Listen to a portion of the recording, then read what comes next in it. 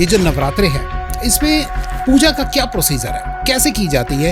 एक छोटा सा आप अगर इसको बताना चाहे, एक सही प्रोसीजर क्या है इसका कि सुबह सुबह जो है वो ये पूजा करनी चाहिए नवरात्रि की जी। अगर जैसे मैंने देखा है कई बार लोग शाम को भी पूजा करते हैं और सुबह भी पूजा करते हैं, जी। तो क्या शाम की पूजा करनी चाहिए? किसी को अपने धन धान्य पैसे बहुत भरने हैं, पैसे की बहुत कमी है घर के अंदर, उसके लिए क्या करें इस नवरात्रे में? कोई आप उपाय छोटा सा बताना, जो अभी आपने उपाय बता हुआ है तो उसमें रुका हुआ धन भी हमें वापस मिल जाए। ये इसलिए अच्छा। सर्वाबाधा विनिर्मुक्तो।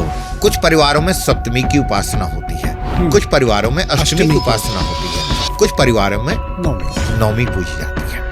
तो आपने देखा होगा क्या डिफरेंस है, ये समझ नहीं आता है। तो हमारे घरों में कन्याएं आती हैं जी। अब कन्याएं जो आती हैं तो कैसी कन्या होनी चाहिए ये भी एक हमें पता होना चाहिए कि हम उपासना तो कर रहे हैं। अब कन्या कैसी होनी चाहिए? यदि कन्या आपको एक का सिक्का या उनकी थाली से कुछ पैसा अगर गिर जाए तो आपकी किस्मत खुल जाती है। अच्छा। जब आप उपासना करते हैं, कुछ लोगों को जमुआइयाँ बहुत आती हैं।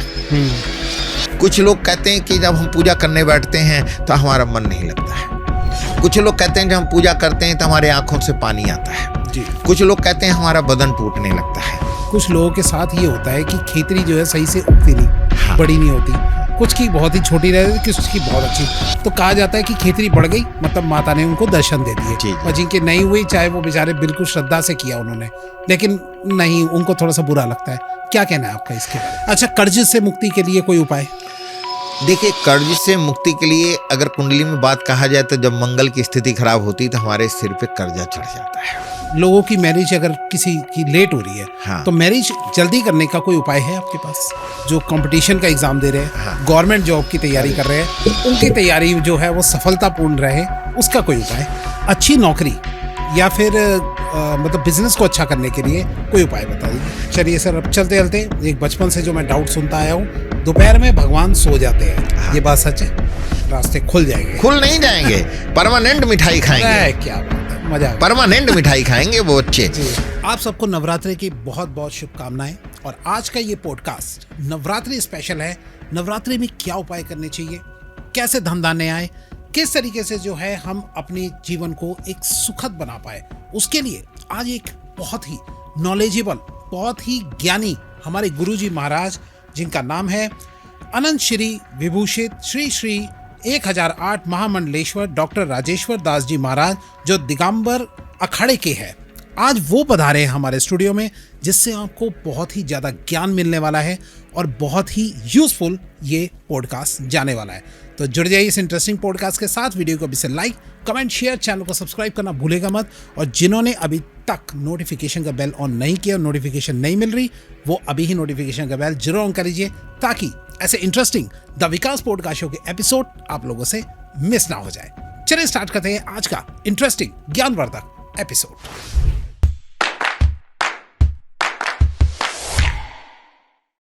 आज के जो हमारे गेस्ट है वो बहुत ही स्पेशल गेस्ट आए हमारे यहाँ। इंट्रोडक्शन मैं आपको दे ही चुका हूँ, लेकिन फिर भी एक बार मैं उनका नाम आपको डिटेल में बताना चाहता हूँ। तो आज जो हमारे साथ है वो है दिगंबर अखाड़े के अनंत श्री विभूषित श्री श्री 1008 महामंडलेश्वर डॉक्टर राजेश्वर दास जी महाराज। गुरुजी नमस्कार। जय माई की। सबसे पहले आप जो हमारे आज नए दर्शक हैं, जो आपको फर्स्ट टाइम देख रहे हैं, उनको थोड़ा सा अपना इंट्रोडक्शन दीजिए। ओम सर्वमंगल मांगल्ये शिवे सर्वार्थ साधिके शरण्ये त्र्यंबके गौरी नारायणी नमस्तुते।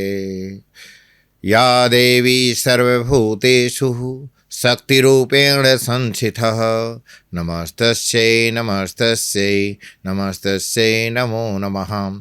सर्वाबाधा विनिर्मुक्तो धनधान्यं सुतन्वितः मनुष्यो मत्प्रसादेन भविष्यति न संशयः। बोलो शेरा वाली माता तेरी सदा ही जय।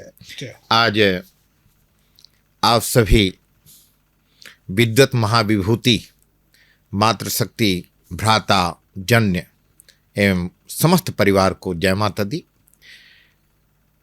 आज इस कार्यक्रम के बड़ा ही दिव्य और भव्य जो पल है वो हमारे लिए बड़ी प्रसन्नता का है।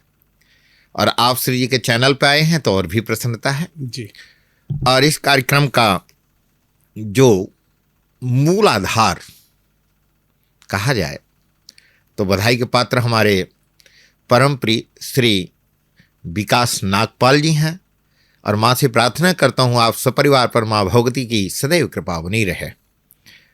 ज्योतिषाचार्य, समाज सेविका और युवा नेता और सनातन धर्म के लिए 24 घंटे समर्पित हमारी जो बिटिया है, ज्योतिषाचार्य, लाल किताब, टैरो, वैदिक सभी में पारंगत और इस पॉडकास्ट की संस्थापिका या आप दोनों प्राणी हैं। मैं आपको कहना चाहता हूं कि श्री विकास नागपाल जी और श्रीमती रीमा जी को बहुत बहुत बधाई, बहुत बहुत शुभकामनाएं और आप सभी को बहुत बहुत शुभकामनाएं। तो मैं हूं दिगंबर अखाड़े के महामंडलेश्वर हूं और जैसे कि आप श्री जी को नाम बताया ही गया है तो नाम तो बड़ा लंबा चौड़ा दे दिया है, तो सभी का स्वागत है। तो अनंत श्री विभूषित श्री श्री 1008 महामंडलेश्वर डॉक्टर राजेश्वर दास जी महाराज के नाम से जानते हैं।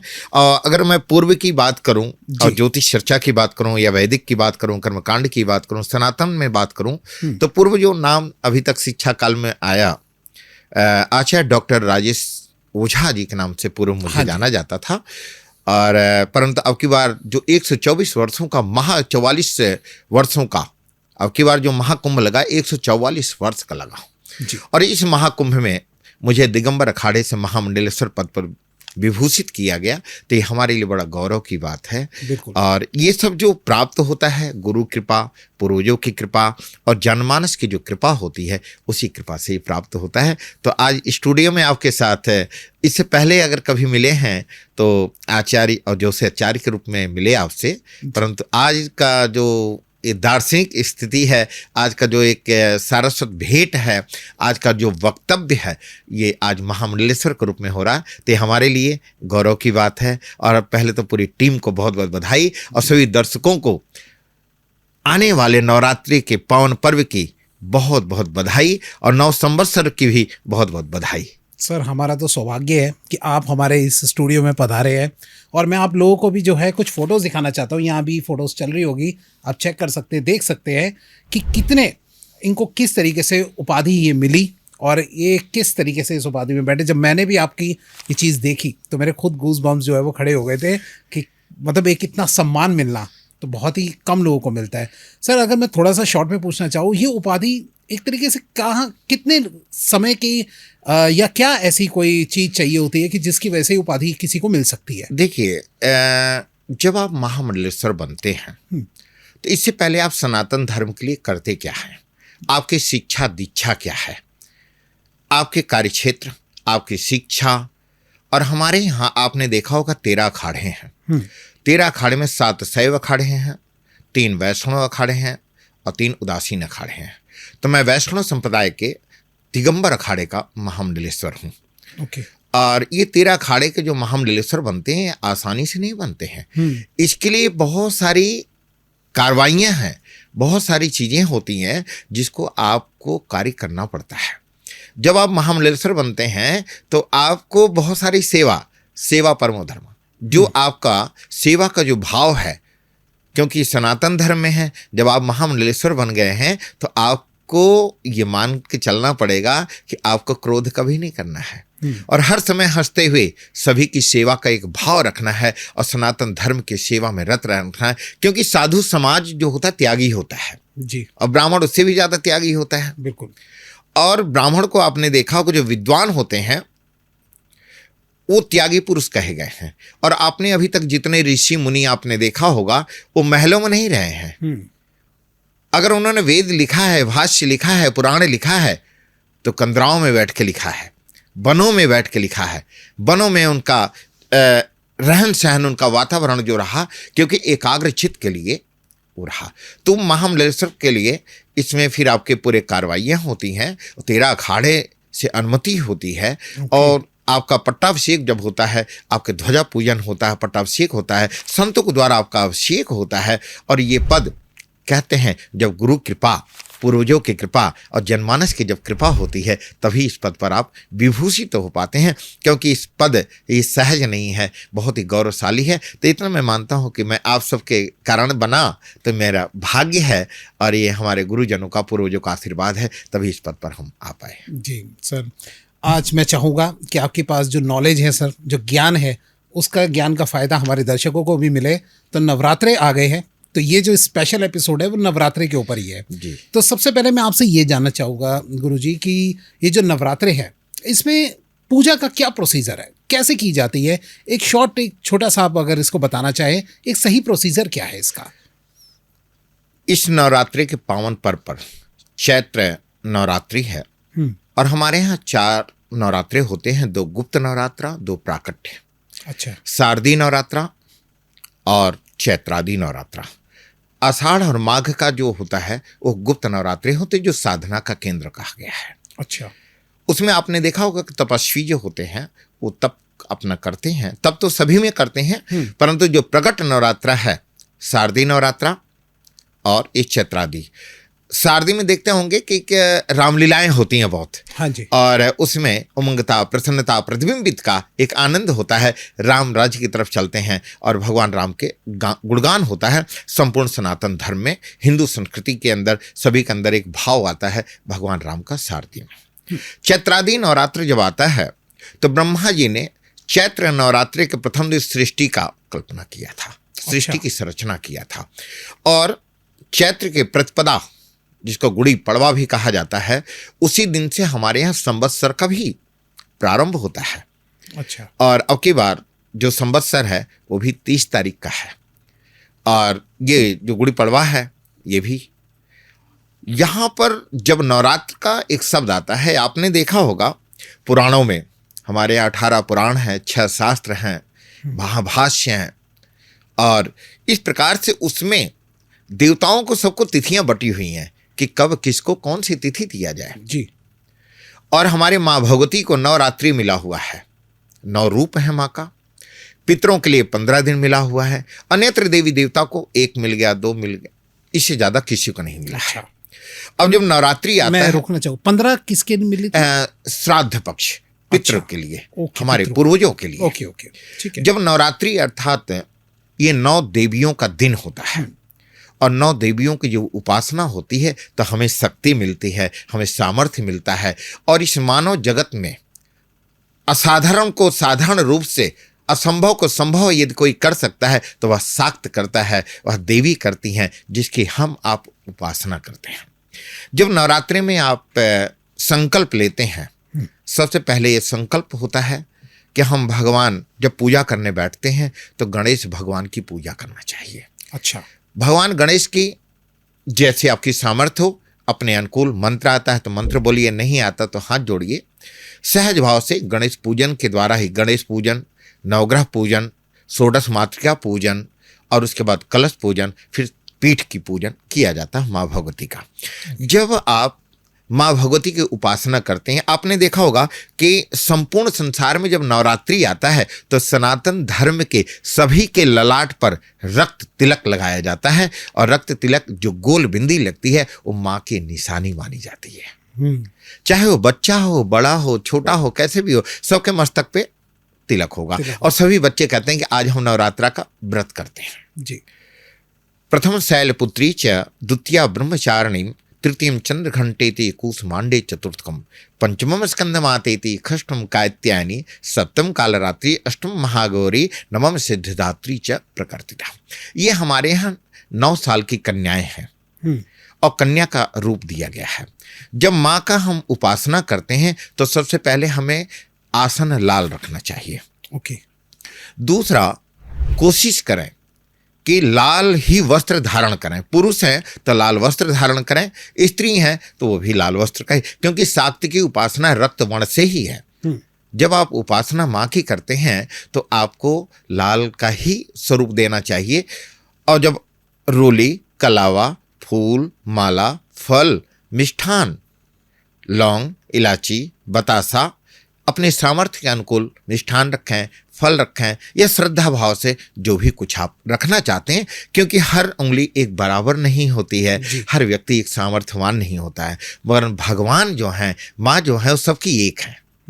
तो आपकी जो सामर्थ्य के अनुकूल आप उनकी उपासना करें। परंतु जब माँ की उपासना करते हैं तो पान पर आप सुपारी, बतासा, लौंग माँ को अवश्य चढ़ाना चाहिए। अच्छा। हाँ, जायफल तो अवश्य है, नहीं तो माँ को लौंग बतासा अवश्य चढ़ाना सभी के लिए है। मैं समझता हूँ कि लौंग बतासा तो सभी चढ़ा ही सकते हैं। लौंग बतासा, सही बात। लौंग बतासा तो सब चढ़ा सकते हैं। बिल्कुल। अत्यधिक मिष्ठान चढ़ाना तो सामर्थ्यवान व्यक्ति चढ़ाएगा, नहीं तो लौंग बतासा श्रद्धा का है और उसको अज्ञारी भी लोग करते हैं। कलश स्थापना करते हैं, रेता होता है, आपने देखा होगा, जयंती लोग बोलते हैं, जयंती मंगला काली भद्रकाली कपालिनी दुर्गा क्षमा शिवा धात्री स्वाहा सदाय नमस्तुते।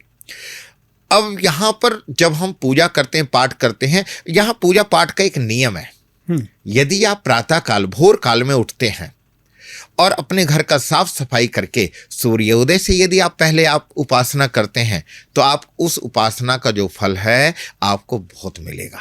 अच्छा। क्योंकि सूर्योदय के बाद यदि आप उठते हैं तो किसी को गठिया बाई की बीमारी है, कोई पेट खराब है, अस्त व्यस्त रहते हैं। तो इसलिए हमारे जो पूर्वाचार्य हैं, आपने देखा होगा कि वेदों में भी बताया गया है कि जो सूर्योदय काल से पहले उठते हैं, सुबह 4 बजे उठते हैं, उपासना करते हैं, उनके चेहरे पे सदैव खुशी रहती है, चमक रहती है, और उनका स्वास्थ्य सदैव निर्मल रहता है। तो प्रातःकाल की जो उपासना होता है एकाग्रचित्त का होता है, और उस एकाग्रचित्त में जब आप उपासना करते हैं तो माँ भगवती और आपका आमने और सामने का चलता रहता है। तो वहाँ आपका उस समय क्या है, लोग दुर्गा चालीसा का पाठ करते हैं, माँ को भोग लगाते हैं। जब हम नवरात्रा होता है तो कई बार हम अपने घर पुरोहित जी को बुलाते हैं जी, और पुरोहित जी से हम पाठ कराते हैं। पूरा मेरा परिवार बैठता है। अच्छा। और सब लोग बैठ करके यजमान और पुरोहित जी का आचार्य जी के द्वारा, प्रकांड विद्वानों के द्वारा जब माँ की आराधना किया जाता है तो हमें और भी शक्ति सामर्थ्य मिलता है। माँ का पाठ करने से धन की वृद्धि, वंश की वृद्धि, काया की वृद्धि और संसार में आपके नाम और काम दोनों की ही वृद्धि होती है। तभी माँ की उपासना की जाती है। यहाँ पर 2 स्थिति है कि जब आप दुर्गा सप्तशती को पढ़ते हैं, दुर्गा सप्तशती का पाठ करते हैं जी, और उस पाठ में अब एक चीज का और ध्यान देना है कि पाठ करते समय कभी जुमना नहीं चाहिए। जुमना मीन्स जुमना के हिलना। अच्छा। लोग हिलते हैं और दुर्गा सप्तशती का पाठ एक स्वर से करना चाहिए। अच्छा। ऐसा नहीं है कि एक बार बहुत तेजी से आप उच्चारण करें, एक तरफ बहुत मध्यम, एक स्वर से लयबद्ध कीजिए। ओके। क्योंकि माँ लयबद्ध में जब आप पाठ करते हैं तो माँ प्रसन्न होती हैं और प्रसन्न होकर के अपने भक्त, अपने बच्चे को सदैव आशीर्वाद देती हैं। और इस प्रकार से जो पाठ करते हैं, अब दुर्गा सप्तशती में जब आप पाठ करते हैं तो सबसे पहले उन्होंने कहा कि भाई पाठ कैसे करना चाहिए। प्रथम चरित्र, उत्तम चरित्र, मध्यम चरित्र। अच्छा। क्योंकि दुर्गा सप्तशती में 700 श्लोक हैं और 13 अध्याय हैं। तो प्रथम में कहा कि भाई प्रथम चरित्र 1 और 5वां अध्याय, पहला अध्याय और 5वां अध्याय। अच्छा। मध्यम, उत्तम जो है वो 6ठा और 8वां अध्याय, उसके बाद 9 से लेके 13 अध्याय। ओके। और जब दुर्गा सप्तशती का आप पाठ करें तो अर्गला, किलक, कवच, नवाण मंत्र और इन सब का जब आप पाठ करते हैं, देवी सूक्त, रात्रि सूक्त, इन सब का पाठ करते हैं, तब आपको इसका फल प्राप्त होता है। ओम ऐं ह्लीं क्लीं चामुंडाई विच्चै, इस मंत्र का सदैव पाठ प्रारंभ से पहले भी उच्चारण करना चाहिए और पाठ के विश्राम में भी हमें उच्चारण करना चाहिए। यदि नियमित रूप से आप पाठ करते हैं तो आपके संसार में ऐसा कोई कार्य नहीं है जो असंभव संभव ना हो पाए। न्यायालय में यदि आप परेशान हैं, कई बार हम दुर्गा सप्तशती का पूरा पाठ नहीं कर पाते हैं, हमारे पास समय नहीं है। हाँ जी। तो उसमें क्या करें, देवी सप्तश्लोकी, अर्गला, किलक, कवच और सिद्ध कुंजिका स्तोत्र का यदि नियमबद्ध होकर के नियम और संयम से आप पाठ करते हैं तो असंभव से असंभव भी कार्य सिद्ध हो जाते हैं। ओके। क्योंकि दुर्गा सप्तशती का पाठ करने वाला, देवी की उपासना करने वाला जो होता है ना, वो कभी अपने को परास्त नहीं मानता है। उसको हर समय एक दृढ़ संकल्प रहता है कि माँ हमारी रक्षा करेंगी। अब दुर्गा सप्तती में आपने देखा होगा कि जब मधुकैटभ आदि महिषासुर सभी बड़े बड़े विधर्मियों ने माँ पर अनेकों प्रकार का, तो जब विधर्मी आए तो उन्होंने कहा कि भाई मैं हूं मैं हूं मैं हूं, मगर माँ भगवती ने कभी नहीं कहा कि मैं हूं। उन्होंने बड़े सौम्य तरीके से सबकी बात को सुनना और जिसको जिस व्यवस्था की आवश्यकता होती थी उस व्यवस्था को पूर्ण करके हर तरह से आनंदित कर दी जी। और एक बार मधुकैटभ ने भी कहा कि आपके पास तो इतना सारा कुछ है, तो माता रानी ने क्या किया, अस्त्र शस्त्र सबको बाहर कर दिया। अच्छा। और बाहर करने के बाद कहा कि देखो मैं तो अकेली हूं। तो उन्होंने कहा कि यदि आप इन अस्त्रों को और इन सारी चीजों को आप अगर कर दें तो मैं आपसे तब युद्ध करता हूं। अच्छा। तो माँ भगवती पराम्बा जगदम्बा श्री राजराजेश्वरी जी ने कहा कि भाई मैं तो विश्राम अवस्था में हूं। सब उन्होंने हटा दिया। हटाने के बाद अब क्या देखते हैं कि अकेले, परंतु माँ जगत जननी जगदम्बा भगवान शिव के अंदर जो ई का डंडा है, इकारांत है, प्रकृति है वो। ओके। अब अगर प्रकृति जुड़ जाती है तो शिव बन जाते हैं, और शिव में से अगर ई हट जाए तो सब बन जाता है। और ऐसी अवस्था में जब उन्होंने देखा, बोले इसका मतलब इनके पास कुछ नहीं है, परंतु सब कुछ माँ के पास ही था। तो माँ ने कहा कि देखने की दृष्टि आपकी कैसी है, जिस प्रकार से आप दृष्टि को डालते हैं वैसे ही फल आपको प्राप्त होता है। तो जब आप दुर्गा सप्तती का पाठ करें तो निर्मलता से, भाव से, या घर में कोई भी पूजा करें तो बड़े निर्मल भाव से करना चाहिए, क्योंकि वर्तमान समय में कुछ चीजों को लेकर के लोग परेशान हैं। इस बात में इसको भी रख लिया जाए, है ना। जी जी। क्योंकि आजकल बच्चों को संतान के लेकर के बड़ी समस्याएं आ रही हैं। संतान को लेके बहुत समस्याएं आ रही हैं कि भाई हमारे यहाँ वंश की प्राप्ति नहीं हो पा रही है। बिल्कुल। दूसरा है कि धन की भी प्राप्ति नहीं हो पा रही है। हाँ। तीसरा है कि हमारे बच्चे युवा पीढ़ी में अत्यधिक मेहनत कर रहे हैं परंतु कामयाब नहीं हो पा रहे हैं। जी। हम वन बाय वन बढ़ते तीनों की तरफ। तीनों की स्थिति आती है। परंतु दुर्गा सप्तती कहती है, हाँ जी, माँ भगवती कहती हैं कि यदि आप नियम से पूजा और पाठ प्रातः काल या सायंकाल यदि आप नियमित रूप से पाठ करते हैं तो आपके जीवन में किसी भी प्रकार से कष्ट प्राप्त नहीं होगा। अब की बार का जो नवरात्रा है रविवार के दिन से प्रारंभ हो रहा है। अच्छा। और सोमवार को विश्राम होगा, समापन होगा। तो अब की बार का जो नवरात्रा है ये बहुत ही दिव्य और भव्य भी होगा, क्योंकि चैत्रादि संवत्सर भी सिद्धार्थी नामक संवत्सर रहेगा। और अब की बार के जो राजा हैं और मंत्री हैं दोनों ही सूर्य हैं। अच्छा। सूर्य ताप बढ़ाता है और गर्मी बढ़ेगी, फसल अच्छी होंगी। षटग्रही योग भी है, क्योंकि 29 तारीख को कुंभ से मीन राशि में शनि भी प्रवेश कर रहे हैं। हाँ जी। तो माँ की जब आप उपासना करते हैं तो माँ कहती हैं मैं ही ग्रह हूं, मैं ही नक्षत्र हूं, मैं ही दृष्टि हूं, मैं ही सृष्टि हूं, मैं ही प्रकृति हूं। तो माँ की उपासना करने वाला कभी परास्त नहीं होता है। तो जब हमारे घरों में पाठ होता है, पूजा होता है, यज्ञ अनुष्ठान होता है, कुछ परिवारों में सप्तमी की उपासना होती है, कुछ परिवारों में अष्टमी की उपासना होती है, कुछ परिवारों में नौमी पूजी जाती है। तो आपने देखा होगा क्या डिफरेंस है, ये समझ नहीं आता ये। हाँ, कुछ परिवार में सातें पूजी जाती, माँ कालका। हाँ जी। अष्ट महागौरी भी पूजी जाती, जबकि नवरात्र 9 दिन का पूरा माना जाता है। हाँ जी। तिथियां घटती और बढ़ती रहती हैं, जिसके कारण से तिथियां आगे और पीछे हो जाती हैं। तो इसलिए अब की बार का ये 8 दिन का नवरात्र रहेगा। जब हम नवरात्रि का हवन यज्ञादि पूर्ण करते हैं तो कहा जाता है कि देवी माँ का होना चाहिए। तो हमारे घरों में कन्याएं आती हैं जी। अब कन्याएं जो आती हैं तो कैसी कन्या होनी चाहिए, ये भी एक हमें पता होना चाहिए कि हम उपासना तो कर रहे हैं।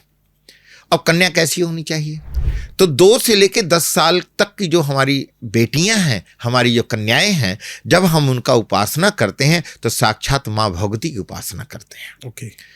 और माँ भगवती का कहा गया है कि जब माँ वैष्णो देवी की आप दर्शन करने जाते हैं, जब तक भैरव का दर्शन नहीं करते हैं तब तक आपका दर्शन लाभ नहीं प्राप्त नहीं होता है। ऐसी अवस्था में जब 9 कन्याएं आती है तो एक बटुक आते हैं जी, एक बालक आता है। और जब हमारे घर में बेटियां अर्थात माँ के स्वरूप में आए तो सबसे पहले हमें उन्हें स्वच्छ स्थान पर विद्यमान करना चाहिए, विराजमान करना चाहिए। उसके बाद एक परात लेनी चाहिए। अब परात ना स्टील का नहीं होना चाहिए। अच्छा। यहाँ पर भी एक विषमता है, जस्ता नहीं होना चाहिए। हमें पीतल की परात में उनका पद प्रक्षालन करना चाहिए। अच्छा। जब हम पीतल में उनका चरण धुलते हैं जी, चरण धुलने के बाद, जबकि दूध से करना चाहिए, क्योंकि कन्या पूजन कर रहे हैं आप। कन्या पूजन का मतलब है माँ का पूजन। तो आप बताइए, मतलब दूध से करना चाहिए? हाँ, दूध जल से उनका पूजन करना चाहिए। ठीक है। पूजन करने के बाद एक सुंदर सा वस्त्र लें कोमलता से, जिससे कि माँ के पैरों को हल्का सा भी कठोर महसूस ना हो। कोमलता से उनके चरण को प्रक्षालन करना चाहिए और पोंछना चाहिए। उसके बाद रोली से तिलक लगाएं, कलावा बांधें, और माँ को जब आप पूजन करते हैं तो उनको वस्त्र अवश्य देना चाहिए। अच्छा। आप भोजन कराएं, जैसे कि पूड़ी है, हलवा है, चना है, मिष्ठान है, ये तो देते ही हैं। फिर आप उनको श्रृंगार भी दीजिए। चुन्नी या वस्त्र, श्रृंगार इत्यादि जब आप देते हैं, यदि कन्या आपको एक का सिक्का या उनकी थाली से कुछ पैसा अगर गिर जाए तो आपकी किस्मत खुल जाती है। अच्छा। यदि उनकी थाली से कुछ पैसा गिर जाए या श्रद्धा भाव से वो आपको एक का सिक्का या दो का कुछ भी आपको दे दें, तो मान लेना कि आपके घर में कुबेर निवास करना प्रारंभ कर देंगे। ये जगदम्बा की साक्षात कृपा होती है, और जब आप जगदम्बा की उपासना करते हैं तो वो हर तरह से लाभ की प्राप्ति होती है। तो जो मांग के ना ले, ना ना ना ना, वो अपने आप, अच्छा, वो ईश्वर की कृपा से अपने आप देती हैं। ओके। और जब आप उनकी उपासना करते हैं, पूजा पाठ करते हैं, तो अपने आप श्रद्धा जागृत हो जाती है, वो हमें प्रदान करती हैं। तो 2 से 9-10 साल के बीच में हमें कन्या पूजन करना चाहिए। ओके। और विधिवत ध्यान रहे, जब हम पूजन करें तो हमारे मन में लेश मात्र का भी क्रोध अहंकार नहीं आना चाहिए। यदि क्रोध अहंकार नहीं आएगा तो हम हर तरह से लाभ की प्राप्ति करेंगे। और मनता भर भी यदि कोई ऐसा योग बन गया या क्रोधातुर हो गए तो आपका किया हुआ सब बेकार है, निष्क्रिय हो जाता है, क्योंकि इतना दिन आपने व्रत किया, पूजा किया, पाठ किया, सब कुछ कार्य किया। यदि आपने क्रोध कर दिया तो सब निष्क्रिय हो जाता है। तो ऐसी अवस्था में जब आप पूजा पाठ यज्ञ अनुष्ठान करें तो सबसे पहले अपने माता पिता और पूर्वजों को प्रणाम करें। मैं एक चीज और आपको बताना चाहता हूं जी, कि जीवन में जब आपके पूर्वज खुश हो जाएं तो आपके घर में देवी देवता सब उपस्थित हो जाएंगे। यदि आपके घर में पूर्वज प्रसन्न नहीं है, माता पिता प्रसन्न नहीं है, और आप अनेकों भंडारे करो और अनेकों प्रकार की पूजाएं कीजिए, उस पूजा का भी महत्व कोई फायदा नहीं होता है। तो इसलिए पितृ अगर प्रसन्न है तो आप सदैव आगे बढ़ते जाएंगे और आपको कोई परास्त नहीं कर पाएगा। परंतु जो घर से परेशान हैं, जो परिवार से परेशान हैं, तो अपने घर में प्रतिदिन गंगा जल का दीप छिड़काव करें, गंगा जल का सेवन करें, और दुर्गा चालीसा का यदि आप नियमित रूप से पाठ करते हैं, लाल आसन पर बैठ करके, या अर्गला किला कवच सिद्ध कुंजिका का पाठ करते हैं, तो घर में शांति भी आएगी, संतान की भी प्राप्ति होगी और धन की भी प्राप्ति होगी। और यथाविधि नहीं तो ये सहज मंत्र है कि या देवी सर्वभूतेषु मातृरूपेण संस्थिता नमस्तस्यै नमस्तस्यै नमस्तस्यै नमो नमः। या देवी सर्वभूतेषु श्रद्धारूपेण संस्थिता नमस्तस्यै नमस्तस्यै नमस्तस्यै नमो नमः। या देवी सर्वभूतेषु जयारूपेण संस्थिता नमस्तस्यै नमस्तस्यै नमस्तस्यै नमो नमः। या देवी सर्वभूतेषु लक्ष्मीरूपेण संस्थिता नमस्तस्यै नमस्तस्यै नमस्तस्यै नमो नमः। इस प्रकार से आप परिवार के साथ मां के सामने बैठ के यदि आराधना करते हैं, नियम होना चाहिए। यदि नियमित रूप से आप पाठ करते हैं तो आपके जीवन में कोई भी कष्ट प्राप्त नहीं होगा। तो अब की बार का जो नवरात्रा है, इस नवरात्रे का सर्वार्थ सिद्धि योग, अमृत सिद्धि योग, गज केसरी योग और षटग्रही योग, सूर्य, मंगल, शनि, चंद्र, राहु, ये षटग्रही योग है, अर्थात बड़ा दिव्य और भव्य है। जो हमारे भाई हैं, जैसे कि आपने देखा होगा कि बहुत सारे वीडियोज में बहुत सारा चल रहा है कि अब की बार ये राशि खराब है, अब की बार ये है। नहीं, घबराने की बात नहीं है। जगदम्बा की आप पूजा कीजिए और नवरात्र में आप उनकी आराधना करेंगे तो आपको हर तरह से लाभ की प्राप्ति होगी। तो शनि बड़ा महाराज सुखद भी है। कृपा करेंगे। हाँ, सभी राहु ने कहा ना कि शरणागत दीनार्ता परित्रापरायणे सर्वास्ति हरे देवी नारायणी नमस्तुते। यदि आपको आकाश में कोई उड़ा रहा है तो राहु ही तो है।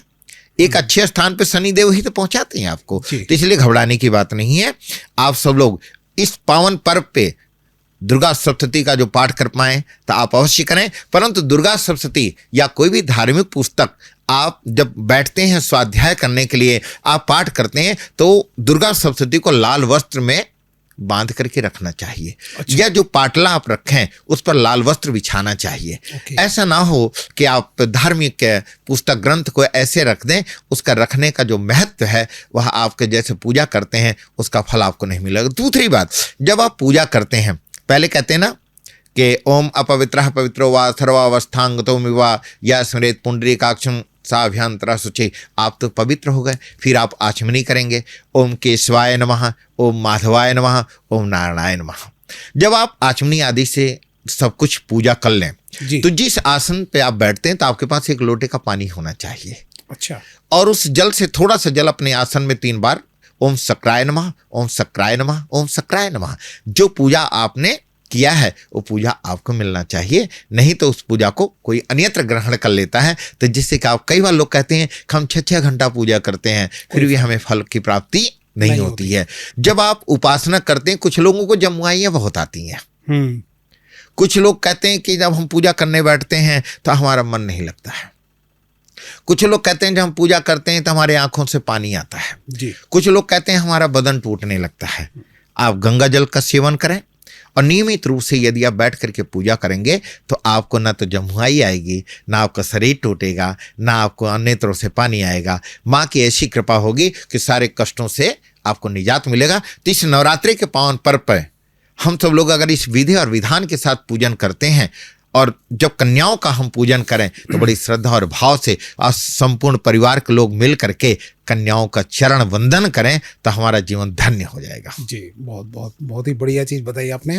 अच्छा, एक मेरे का थोड़ा सा डाउट था कि कुछ लोगों के साथ ये होता है कि खेतरी जो है सही से उगती नहीं, हाँ, बड़ी नहीं होती, हाँ, कुछ की बहुत ही छोटी रहती, कुछ की बहुत अच्छी। तो कहा जाता है कि खेतरी बढ़ गई मतलब माता ने उनको दर्शन दे दिए, और जिनके नहीं हुई चाहे वो बेचारे बिल्कुल श्रद्धा से किया उन्होंने, लेकिन नहीं, उनको थोड़ा सा बुरा लगता है। क्या कहना है आपका इसके बारे में? मेरा आपसे केवल एक कहना है कि जब आप खेतड़ी को वहाँ बोएं तो सबसे पहले गंगा जल छिड़क दें। कई बार जो छुआछूत हो जाता है ना, जैसे जो आपका पूजा स्थान है, क्योंकि आपका व्रत होता है, अन्न प्राशन हो जाता है, कई बार अन्न वहाँ चला गया या कैसे भी छुआछूत हो गया। कई बार देखे ना तो तुलसी जी हैं, अगर छुआछूत हो गया तो तुलसी जी सूख जाती हैं। तो आप स्वच्छता का ध्यान रखें और खेतड़ी सबकी होगी। अच्छा। तो घबराने की बात नहीं है इसमें रत्ती भर भी। अच्छा। और हाँ, किसी के साथ जैसा ऐसा होता है, हाँ, तो क्या ये माना जाता है कि मतलब माता ने दर्शन नहीं दिए उनको? ऐसा नहीं है, ऐसा नहीं है। रत्ती भर भी किसी भी दर्शक को घबराने की बात नहीं है। माँ सबकी है, माँ आपकी है, माँ हमारी है, माँ सबकी है जी। हाँ। अच्छा, अब मैं थोड़ा सा आपसे ना उपाय जानना चाहूँगा। हाँ, जैसे कि फॉर एग्जाम्पल किसी को अपने धन धान्य पैसे बहुत भरने हैं, हाँ, पैसे की बहुत कमी है घर के अंदर, हाँ, उसके लिए क्या करें इस नवरात्रि में? कोई आप उपाय छोटा सा बताना। वैसे तो आपने एक बताया है, देखिए माँ अलग से, माँ को अगर आपको धन को बार बार दिक्कत आ रही है तो पीली सरसों और जायफल से माँ का हवन करना प्रारंभ करें आप। अच्छा। पीली सरसों और जायफल से, लौंग मिल जाए तो बहुत अच्छी बात है।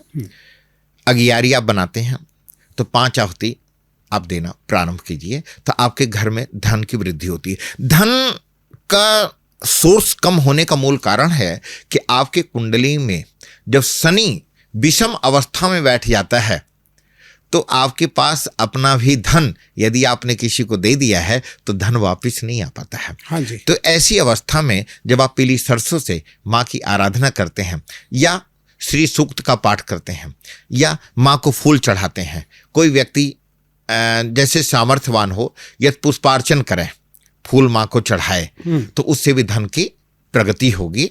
और श्रद्धा भाव से नियमित रूप से केवल माँ को लौंग और बतासा पान चढ़ाए और इस 9 दिन में संस्कृत पढ़ सकता है तो दुर्गा सप्तशती का करें, नहीं तो आप लाल आसन पे नियमित रूप से यदि आप दुर्गा चालीसा का पाठ करते हैं तो मेरा कहना है कि बहुत जल्दी आपके घर में धन आना प्रारंभ हो जाएगा।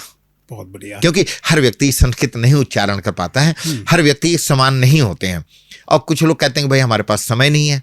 तो अगर समय नहीं है तो नियमित रूप से आप हनुमान चालीसा और दुर्गा चालीसा दोनों चालीसा पाठ करना प्रारंभ कर दिए तो धन आना प्रारंभ हो जाएगा।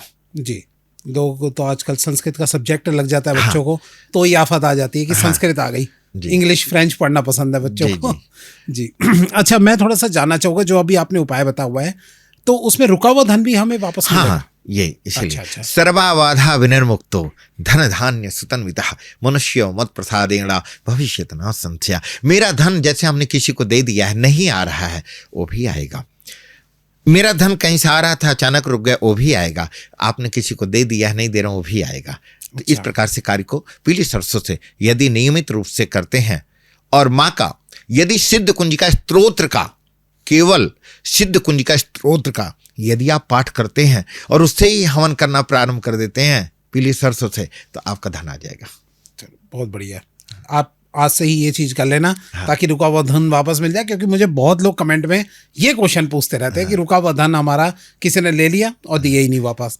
तो ये अगर फायदा पहुंचेगा तो आप कमेंट में जरूर लिख के बताइएगा। जी, ये मतलब कितने समय में ये इससे जो है हमें फल मिलने लग जाता है? 1.25 महीने का पीरियड होता है। अच्छा, 1.25 महीने का होता है, रेगुलर करना होता है। रेगुलर, ठीक है।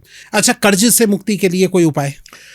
देखिए, कर्ज से मुक्ति के लिए अगर कुंडली में बात कहा जाए तो जब मंगल की स्थिति खराब होती है तो हमारे सिर पे कर्जा चढ़ जाता है। तो इसके लिए ऋण मोचन का अगर आप पाठ करते हैं, एक मंगल यंत्र ले लें और लाल वस्त्र पे रख करके ऋण मोचन, एक पुस्तक आती है 5-10 रुपए का आएगी। अच्छा। और उसका आप नियमित रूप से घी का दीपक जला करके पाठ करते हैं तो आप कर्जे से निजात पा जाएंगे। और दूसरी बात, अगर आप दुर्गा सप्तशती का अर्गला किला कवच सिद्ध कुंजिका का पाठ करते हैं नियम से, ऐसा नहीं है कि आज नवरात्रा है मैं पाठ करना प्रारंभ कर दिया और नवरात्रा बीत जाए तो मैं पाठ करना छोड़ दूं। जी, यदि ऐसी स्थिति में या नियमित दुर्गा सप्तशती का आप पाठ करते हैं तो आपके जीवन से ऋण समाप्त हो जाएगा और आपके घर में धन धान्य की वृद्धि हो जाएगी। ऐसे में यदि माँ को मीठा पान चढ़ाएं आप गुलकंद से सुशोभित, यदि माँ को मीठा पान चढ़ाएं या माँ को अनार चढ़ाते हैं आप, अच्छा, ठीक है, माँ को अनार चढ़ाएं आप तो आपको कर्जे से मुक्ति मिलेगी। ओके। अब स्थिति है कि आप किसी मंदिर में चढ़ाते हैं तो 11 से कम ना चढ़ाएं। अच्छा। अपने मंदिर में चढ़ाते हैं तो जैसे भी आप चढ़ा पाएं।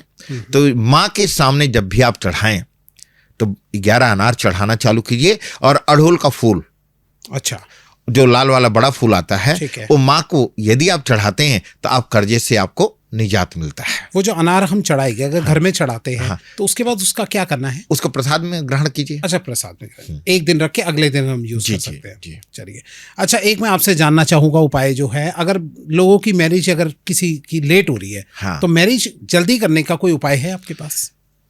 माँ कात्यायनी की आराधना है इसमें। हमारी जो बेटियां हैं, जो हमारे भाई हैं, कुंडली में एक कहावत है कि अगर शनि वक्री हो जाए तो विवाह विलंब हो जाता है। बेटियों में बृहस्पति की स्थिति खराब हो जाए तो वहां भी विवाह विलंब कर देता है। जी। परंतु अगर ऐसी स्थिति आ जाए तो प्रातः काल सुबह 5 से लेकर 5:30 के बीच में यदि आप विधि पूर्वक माँ की उपासना करते हैं, माँ को अड़हुल का जो फूल है यदि नियम से 2 फूल आप चढ़ाना चालू करते हैं, कितने बजे? 5 से लेके 5:30 के बीच। अच्छा, हाँ, नियम है जी।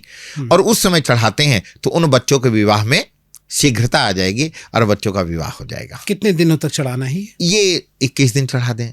अच्छा, 31 दिन चढ़ा दें, अपने सामर्थ्य के अनुसार चढ़ाएं तो उनके लिए लाभ की प्राप्ति रहेगी, खुशखबरी की हाँ मिल ही जाएगी। अवश्य अवश्य।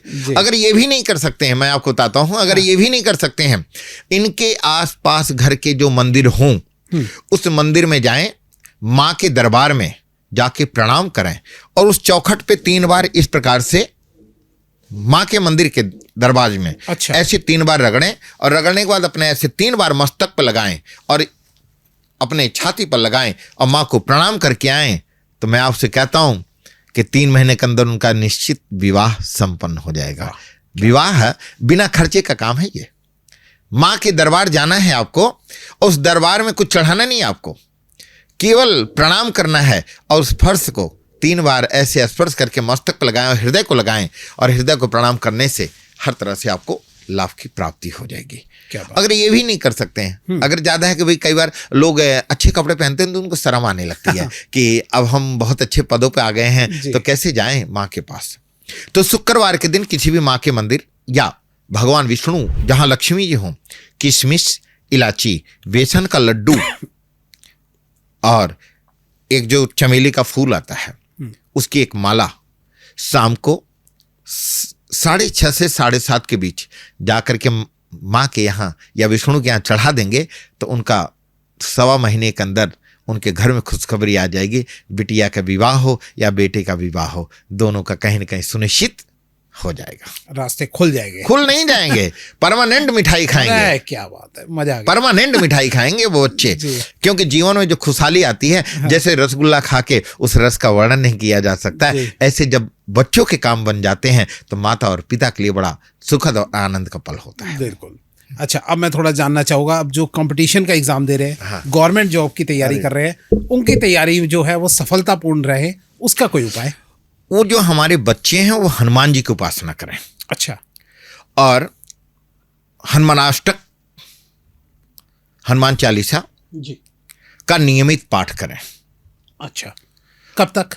वो करते रहें निरंतर। ओके। क्योंकि हनुमान जी की जो उपासना है वही आपको कामयाब बनाएगा। ऐसे में जगदम्बा को तो आप 9 दिन उपासना कर लेंगे, 9 दिन के बाद तो नवरात्र पूर्ण हो जाएगा। फिर आपके मन में आएगा नवरात्रा गया तो अब मुझे करने की क्या आवश्यकता है, मैंने माँ के लिए तो 9 दिन कर दिया। परंतु नहीं, हम मंदिर जाते हैं, 108 अपने क्वेश्चंस लेके जाते हैं और 108 क्वेश्चंस वह परम पिता परमात्मा माँ जगदम्बा को हम सुनाते हैं। माँ जगदम्बा हमारे प्रश्न को सुनती हैं। जिस प्रश्न का जवाब जिस प्रकार से देना होता है उस भक्त को उस प्रकार से देती हैं। हम बोलते हैं वो सुनते हैं, परंतु जब जगदम्बा बोलती हैं तो हम सुन नहीं पाते हैं। जैसे आपके घर में जो वाईफाई आपका नेटवर्क होता है वो दिखाई नहीं देता है, परंतु आपको मोबाइल चलना चालू कर देता है, उसी प्रकार से ईश्वरीय जब कृपा प्राप्त होती है तो आप बैठे बैठे रहते हैं और आपके सारे काम बनते चले जाते हैं। फिर आप एक ही बात तो कहते हैं कि नवरात्रा में हमने देखा कि बार व्रत किया और उस व्रत का फल इतना अच्छा हुआ, मैं भगवान के दर्शन किया, कालका जी के दर्शन किया और महादेव का दर्शन किया, सब कुछ किया और करने के बाद आपकी बार बच्चे कामयाब हो गए। तो आप जब मंदिर में जाएं तो बड़ी श्रद्धा और भाव से उनको प्रणाम करें। अपने घर के मंदिर में जाएं। आपने कई बार ये देखा होगा कि व्यक्ति अपने घर के मंदिर में प्रणाम करना चाहता है, परंतु यदि ईश्वर की कृपा नहीं है तो अपने घर के भी मंदिर में प्रणाम नहीं कर पाता। ईश्वर की जब कृपा होती है तभी आप धर्म का कार्य कर सकते हैं। जब सकारात्मकता ग्रहों की दृष्टि आपके ऊपर या हमारे ऊपर पड़ती है तभी हम आप उपासना करते हैं। अगर वहाँ वक्री भाव ग्रहों की दृष्टि हो जाए और नीच ग्रह अगर हमारे हो गए तो हमें क्रोध आना चालू होता है, विवाद होना चालू हो जाता है, हम भगवान से दूर हो जाते हैं। भगवान कहते हैं जब मैं चाहता हूँ तो आप मेरे पास आते हो और नहीं चाहता हूँ तो आप मेरे पास नहीं आते हैं। तो जो हमारे विद्यार्थी हैं जो कामयाब होना चाहते हैं उनसे ये कहना चाहता हूँ कि आप मंदिर जाइए या कहीं पर भी हैं, आप अपने घर में भी हनुमान जी की उपासना करना प्रारंभ कर दीजिए, जगदम्बा की उपासना प्रारंभ कर दिए, दुर्गा चालीसा, हनुमान चालीसा या बीज मंत्र यदि आप करते हैं तो आपको निश्चित अपने लक्ष्य को प्राप्त कर लेंगे जी। क्योंकि संकल्प का कोई विकल्प नहीं होता और जो विकल्प होता है उसका संकल्प नहीं होता। क्या बात बोली। जीवन में संकल्पबद्ध होना चाहिए। एक विद्यार्थी एक डॉक्टरेट करने की तैयारी करता है, उसके मन में विचार आता है कि मैं अभी 5वीं क्लास में हूं, मैं बड़ा होकर के एक डॉक्टर बनूंगा। यदि उसका संकल्प मजबूत है तो डॉक्टर बन जाएगा। यदि उसका संकल्प विकल्पों में बदल गया तो कभी डॉक्टर नहीं बन पाएगा। तो इसलिए निश्चित ही आप माँ की उपासना कीजिए, आपका भविष्य उज्जवल होगा। एक मैं और आपसे उपाय पूछना चाहूँगा, अच्छी नौकरी या फिर मतलब बिजनेस को अच्छा करने के लिए कोई उपाय बता दीजिए। देखिए, सूर्य की उपासना, जीवन में अच्छा व्यापारी बनना है तो सूर्य की उपासना कीजिए। ओजस्वी ऊर्जा, हमें ऊर्जा चाहिए। आदित्य हृदय का जो पाठ करते हैं तो आप अच्छी सर्विस में विद्यमान हो जाते हैं। अच्छे व्यवसाय चलना चाहते हैं, आदित्य हृदय का पाठ कीजिए, आपके जीवन में किसी भी प्रकार से कष्ट नहीं होगा। दूसरी बात, जब सूर्योदय होता है, आपने देखा होगा लालिमा होती है सूर्योदय की। जिस समय लालिमा हो, यदि उस समय आप सूर्य को पानी देते हैं, रोली अक्षत को रोली युक्त कर लें, या वैसे गेरुआ कलर या लाल पुष्प डाल करके सूर्य को जब आप जल दें। एक ध्यान रखना है कि जब हम सूर्य को झुक करके, जब किसी से कुछ लेना होता है तो झुकना पड़ता है। तो सूर्य को जब आप झुकें तो झुकते हुए जो छींटा है वो आपके पैरों में नहीं आना चाहिए। अच्छा, इस चीज का ध्यान रखना है।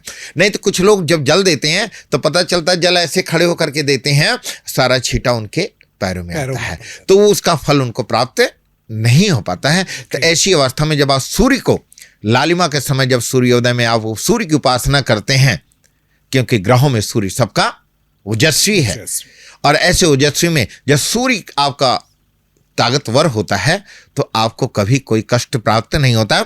अच्छे सर्विस में सूर्य, बृहस्पति, शनि, राहु की ही कम्युनिकेशन है। अगर आपका सूर्य अच्छा है तो आप हर तरह से अच्छे होंगे।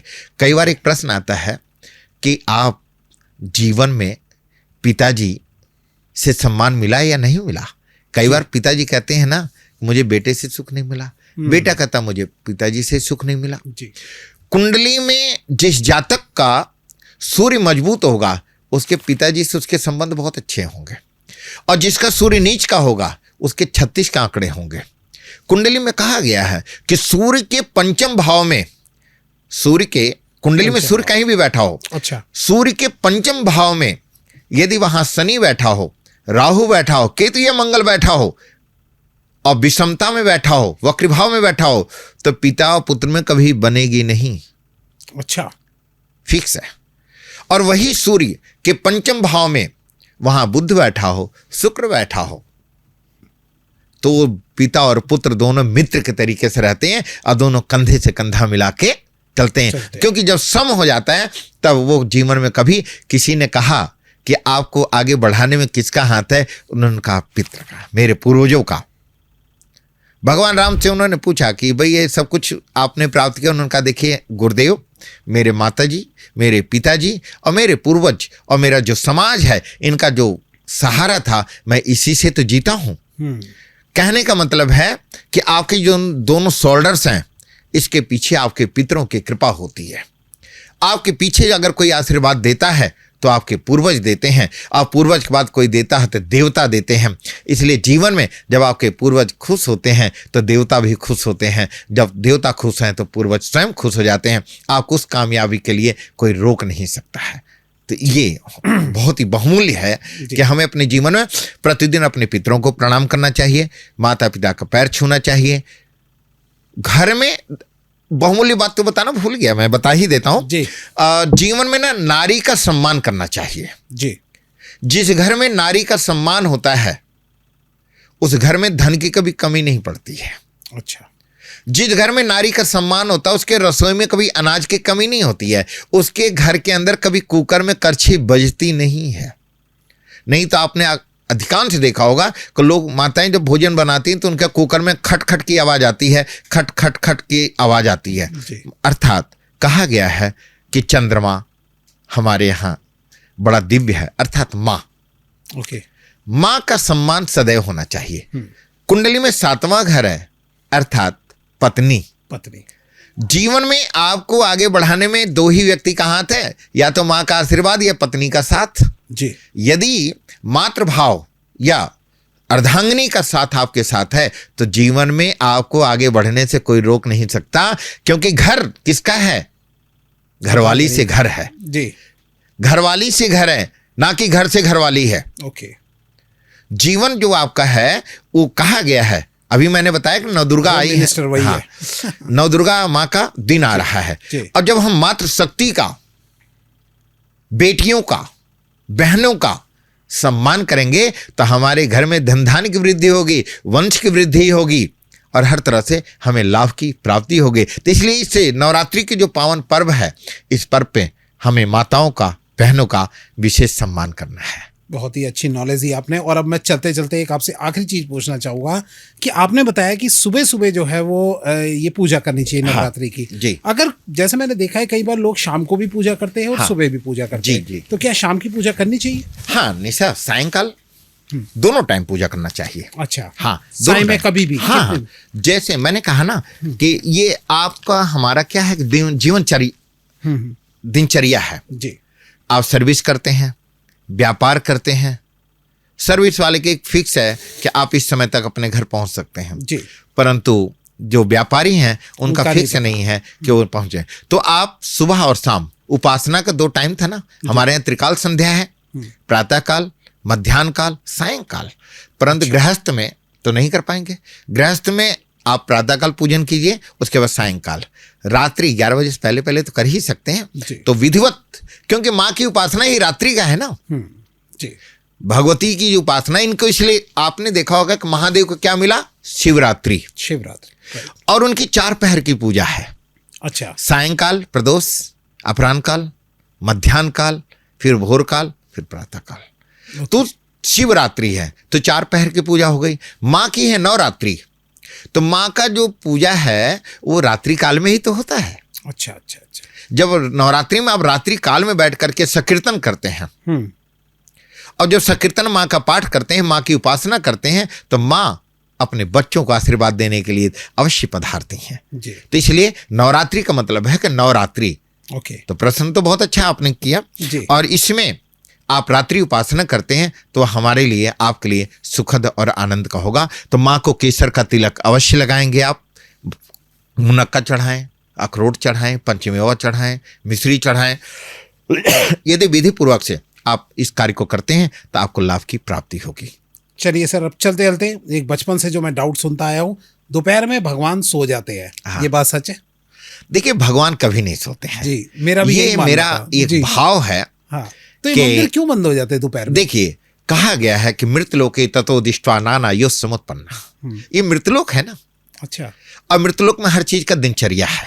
ओके। इस संसार को संचालित करने के लिए मनुष्य सो सकता है परंतु ईश्वर कहाँ सोता है। ईश्वर तो सर्वागीण विकास है ना, अहोरात्र पर्यंत। वो 24 घंटे उस संपूर्ण जगत 84 लाख योनियों का, संपूर्ण सृष्टि का संचालित करना है उनको। तो उनके यहाँ तो विश्राम है ही नहीं। सही बात। परंतु इस सार्वभौमिक, इस मानव शरीर और इस मानव की गति को विश्राम करने के लिए एक व्यवस्था बनाई गई है। ये व्यवस्था बनाई गई है कि आप इस समय, भगवान जी का पट लग गया है और विश्राम, अर्थात आप अपने जीवन काल के जो और भी दिनचर्या हैं उस कार्य को आप करें। जी। बहुत बहुत धन्यवाद सर, आप हमारे स्टूडियो में आए और इतनी अच्छी आपने नॉलेज दी, इतना अच्छा हमें सब ज्ञान मिला, इसके लिए बहुत बहुत धन्यवाद सर। हृदय से अभिनंदन, अभिवादन। हमारे परम प्रिय श्री नागपाल साहब जी को बहुत बहुत बधाई, संपूर्ण स्टूडियो समिति को बधाई। और आज के हमारे जो दर्शक हैं, मैं फिर पुनः दर्शकों से कहना चाहता हूं कि अहंकार त्याग देना, क्रोध त्याग देना, मधुर वाणी लाइए और प्यार से अपनी माता, पिता, बहनों को हर तरह से स्नेह देते रहना। जीवन में असंभव से संभव यदि कोई कर सकता है तो आपकी माँ, आपके पिता और आपकी पत्नी। पत्नी जो होती है वह कील है आपके जीवन की। जैसे आपका शरीर है ना, उस शरीर में एक रीढ़ होती है, उस रीढ़ के अंतर दिखाई नहीं देता है, परंतु जो सोफा पे या आप कहीं बैठते हैं तो एकदम अच्छी तरह बैठते हैं। यदि आप अपने जीवन को चमकाना चाहते हैं तो अर्धांगिनी को सम्मान देना चालू कर दिए, आपके कपड़े ड्राई क्लीनर्स के ही मिलेंगे, आपका भविष्य ड्राई क्लीनर्स का ही होगा और आपके घर में, तिजोरी में कभी धन की कमी नहीं होने पाएगी। इसलिए जीवन में मातृशक्ति, इसलिए कहा गया मातृ देवो भवा, पितृदेवो भवा, अतिथि देवो भवा, ये बड़ा सहज है। तो इसी के साथ लंबे मैया की जय। सभी को जय माई की जय।